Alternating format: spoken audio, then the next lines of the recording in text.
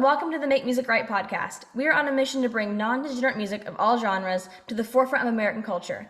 I'm your host, Chloe Castillo, and on today's episode, we have Gene Owens from Faithless Town. How are you doing today, Gene? I'm doing great. Thanks for having me. Of course, thank you so much for coming on. So, you just released a new single, Woke Town. Could you tell my audience a little bit about that? Absolutely. So this song is about calling out how authoritarian the left, the modern left, have become, how illiberal they've become. They don't tolerate any difference of opinion. They no longer seem to support freedom of speech or women's rights or racial equality. All the hallmarks of liberalism and things that the left has always claimed to be about. So this song is about calling them out and taking them to task for that.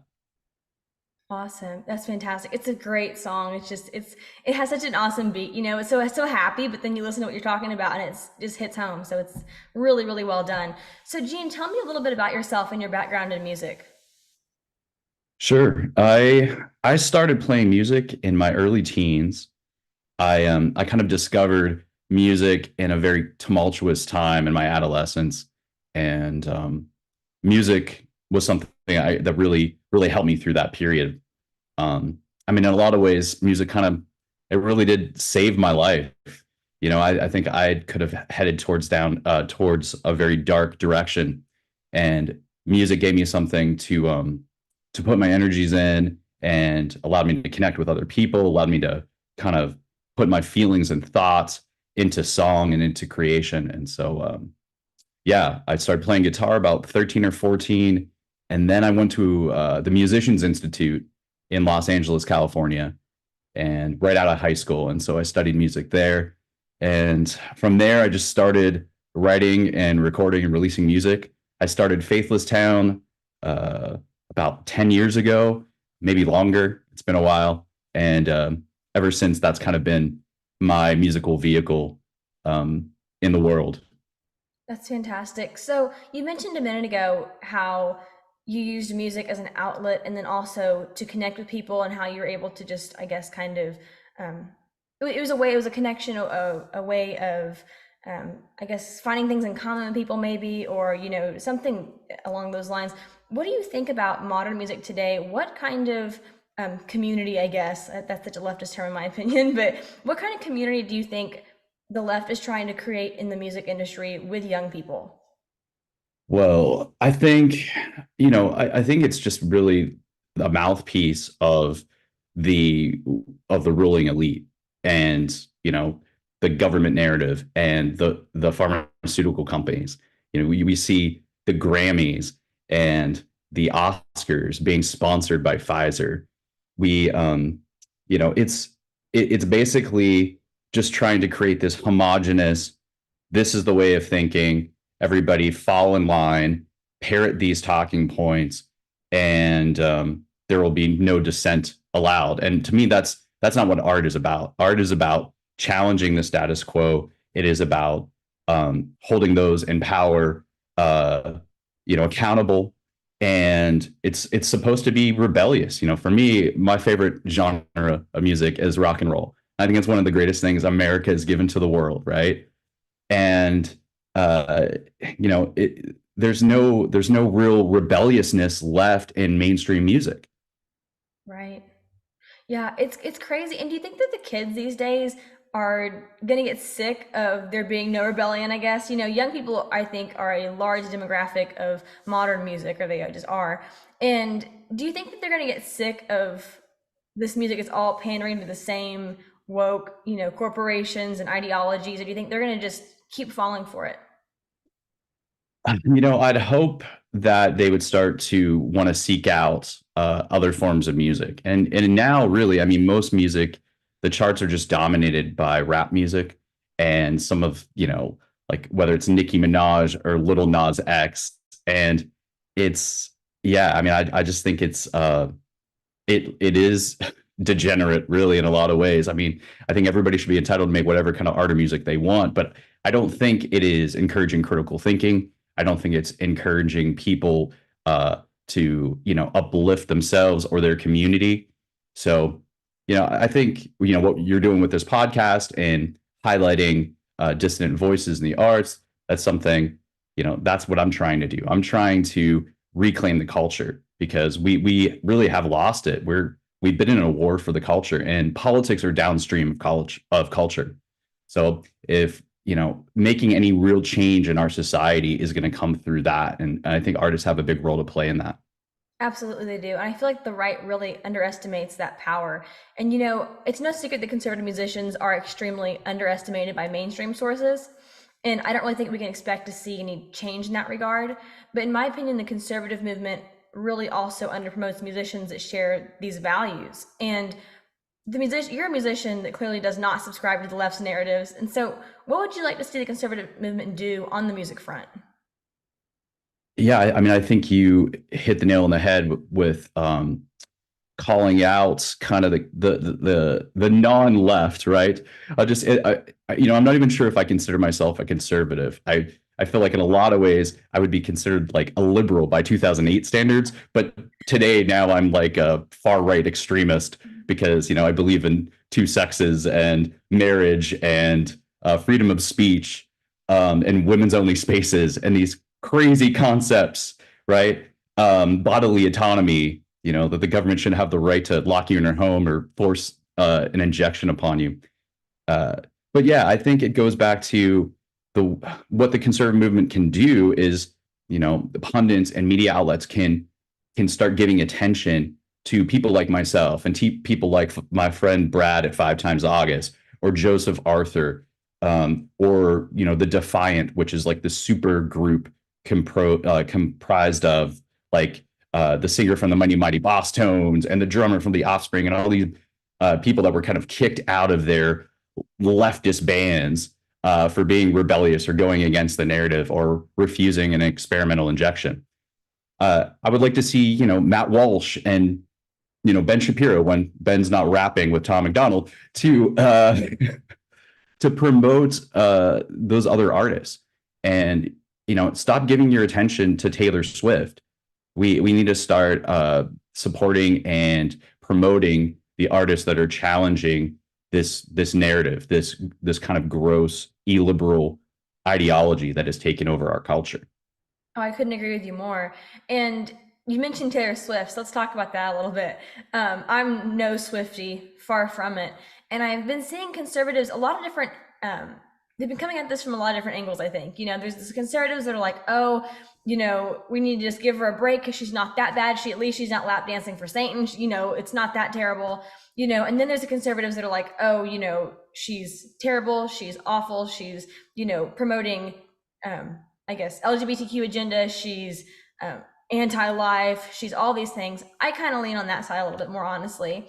And I think the reason, though, isn't just that, oh, I hate Taylor Swift or, oh, I don't think she's a decent person. I don't know her personally. I have no idea. But I can tell you that being the little sparkly, glittery, likable, musician that she sure normalizes the satanic agenda in the music industry.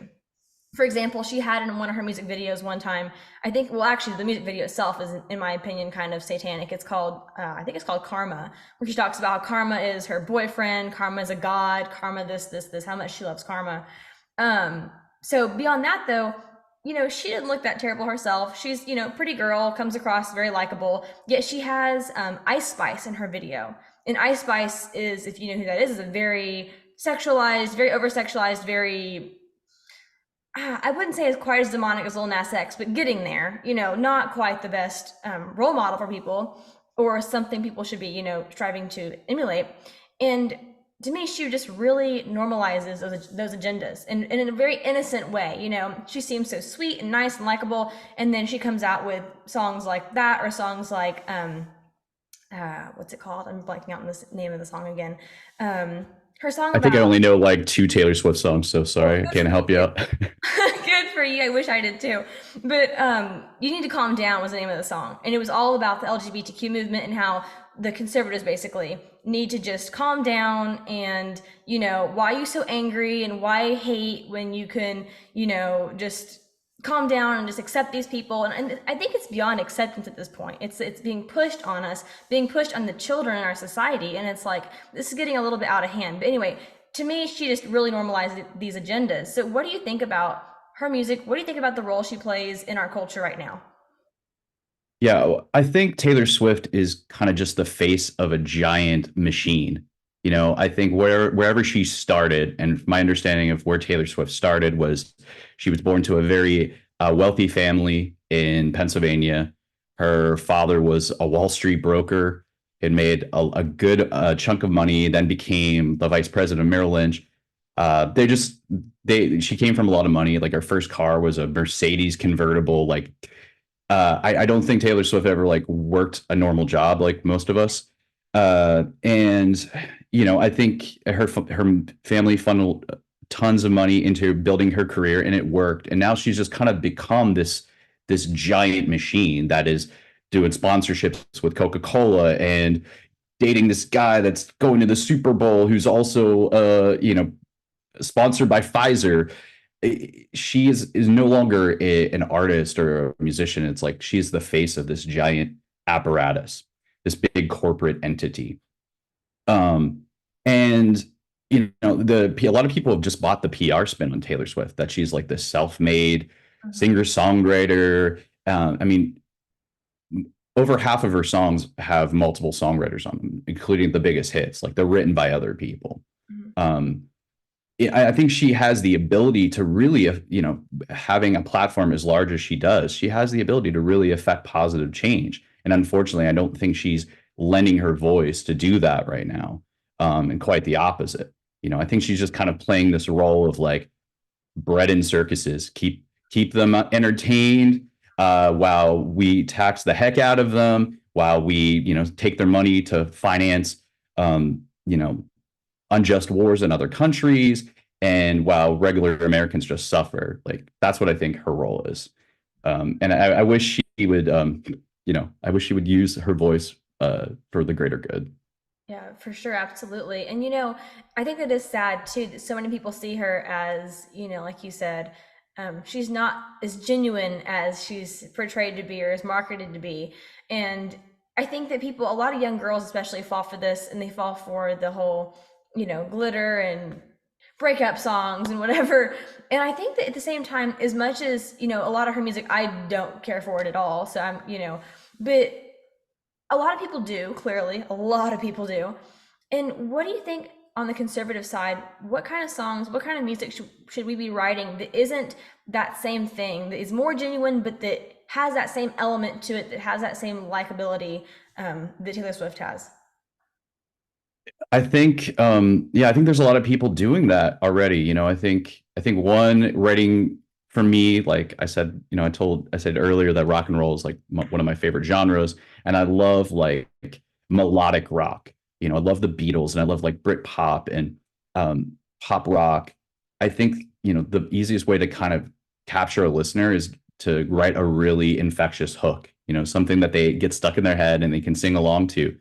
And the people that write these pop songs for Taylor Swift and Ariana Grande and all these other people, they know that. These people like Max Martin and these Swedish pop songwriters, they've figured that out, that formula.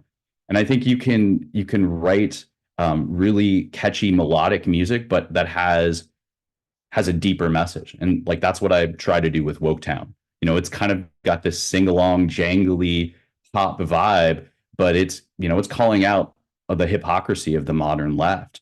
And that's what I try to do with like a lot of my music is kind of incorporate classic kind of formulas of pop songwriting, but give it more of an intellectual edge or message. Right, that's fantastic. So I'm just curious to hear your opinion on this, or your who do you know, I guess, in the music industry, or the music world and musician wise, as far as conservatives go? Who are your top like five favorite conservative musicians? I say Um, conservative, I guess maybe let's like not see. leftist. Yeah, right, right.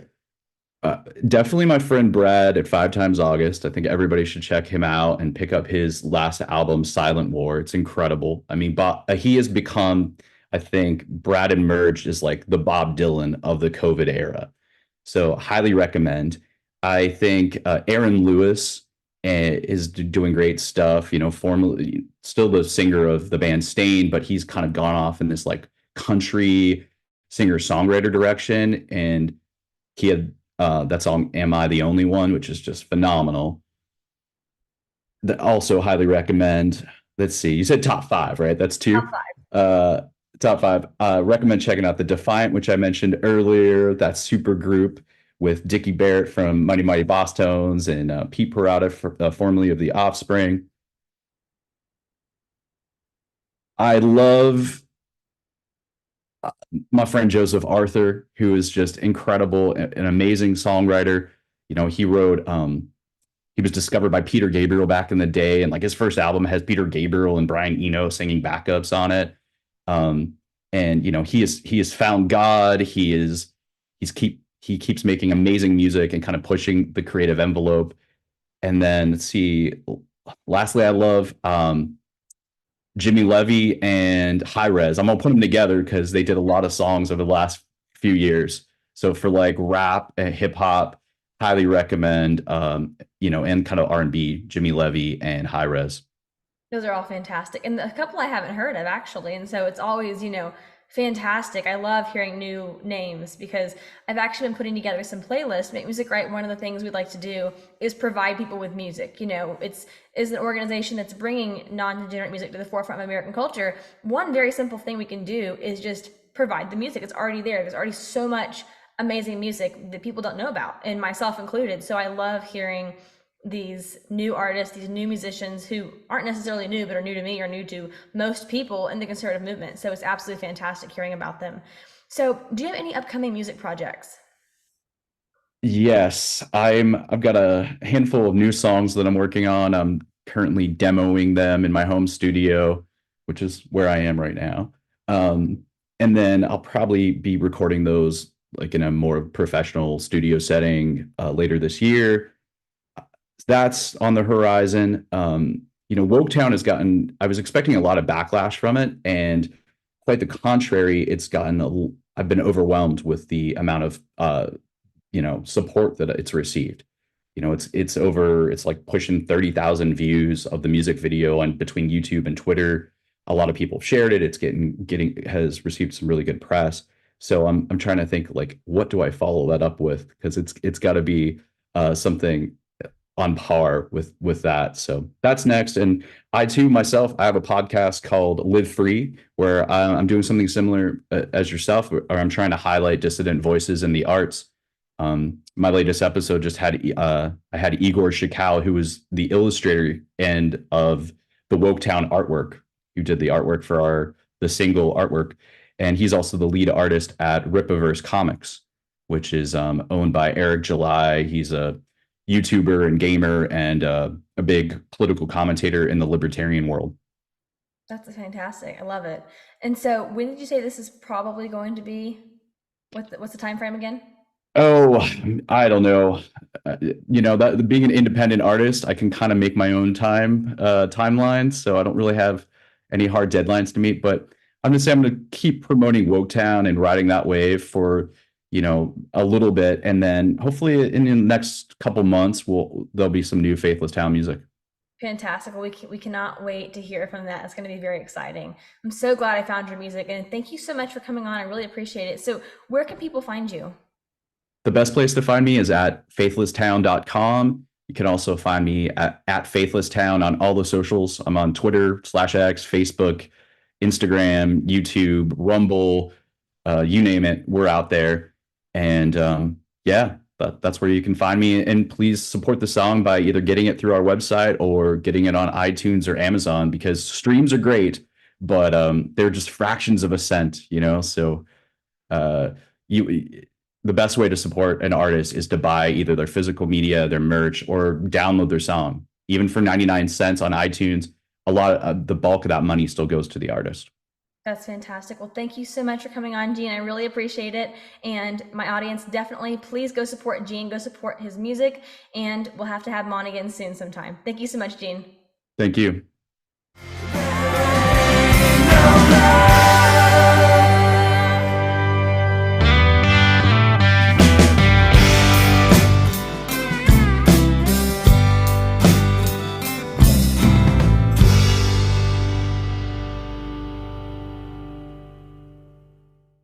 Thank you so much for watching. Please follow Make Music Right on Instagram and X, and please also like and subscribe to our channel on Rumble and YouTube to support the mission of Make Music Right. See you next time.